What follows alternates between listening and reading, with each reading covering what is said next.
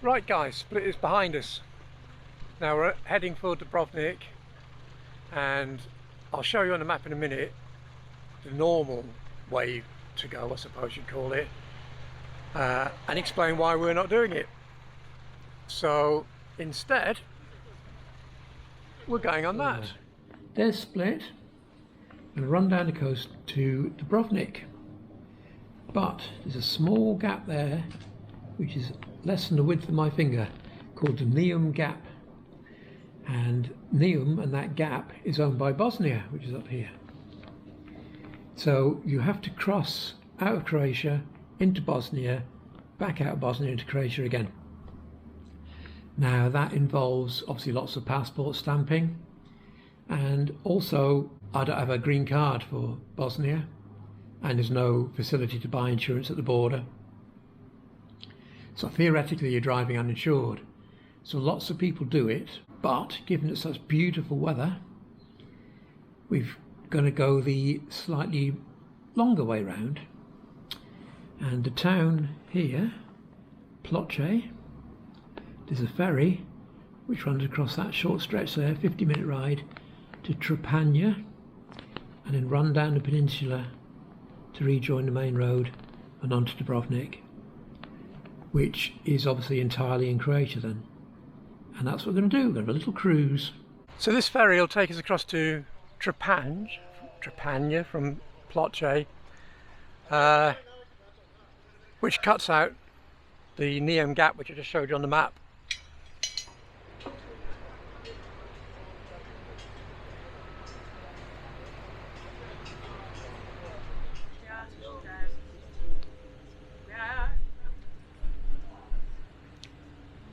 I don't know if you'll be able to see this, guys, but there's a dolphin just off the boat. You might see its fin pop up again in a second.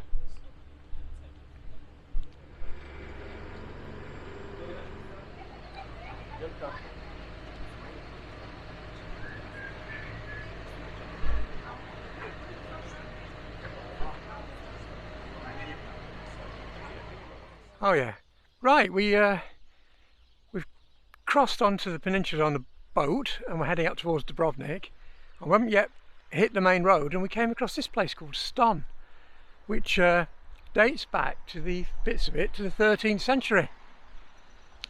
Not somewhere I've been before.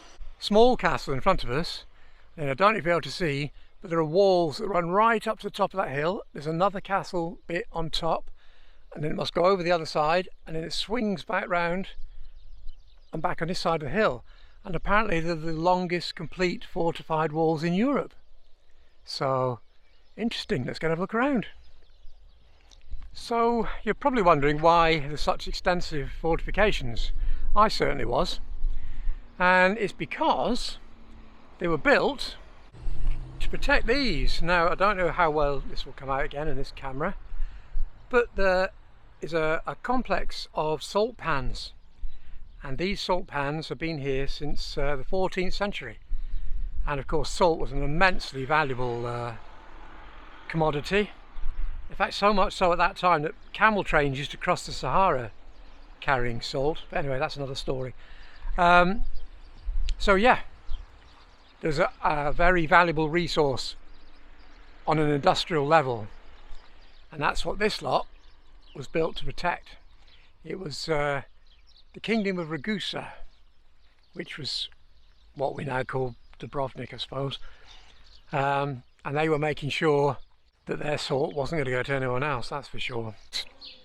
In amongst the old buildings in general is this wonderful fountain with 3 carved heads and an old bowl hanging on a chain. God knows how old that is. There are some decent sized fish in here, and there's a clump of I suppose you call it weed straight in front of the camera where I'm pointing, and I don't know if you'll be able to see it, but there's a large crab just peeking out from underneath it.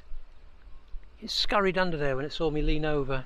It's really very hot again. It's middle of the day, probably about 30 degrees, and it's so hot the local cat population are just sprawled out in the shade. There's a couple here and a couple behind a tree. Too hot for a pussycat, eh?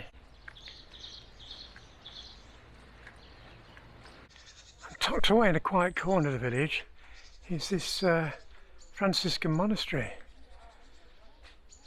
There's no information on it, it's undated, but given the stonework and the style of doorway and things, I'm assuming 1500, something like that. And when you look at the end of the building, this section in particular on the right hand side, which goes up to this stepped decoration, is a mixture of different stoneworks and is quite well, it's obviously been repaired or has moved over time and then been repaired or whatever, and this wall leans quite noticeably to the right hand side, so clearly an old building, but sadly it's shut, locked up, and there's no information I can find on it on any boards or anything nearby. But judging by the tower, which has got various greenery growing out of it, it's not been in use for some time. Right, so the apartment, as you walk in the door, you have your bathroom fully equipped, lashed into very hot water, and then we have table and chair, a small kitchen, and Elizabeth, woman making the bed. The world is as it should be. It's a TV, air conditioning, shutters, double glazed doors. It's spacious, and at €55 a night, only €5 more than the campsite was again. So there's no point not doing it, basically. Let's have a look out here. It's the balcony, which is of a decent size.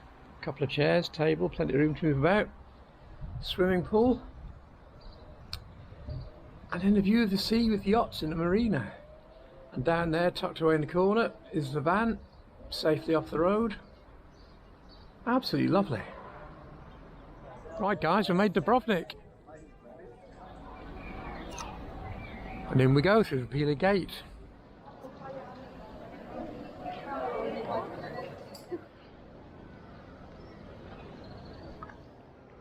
Tucked away in a quiet courtyard, you find places like this.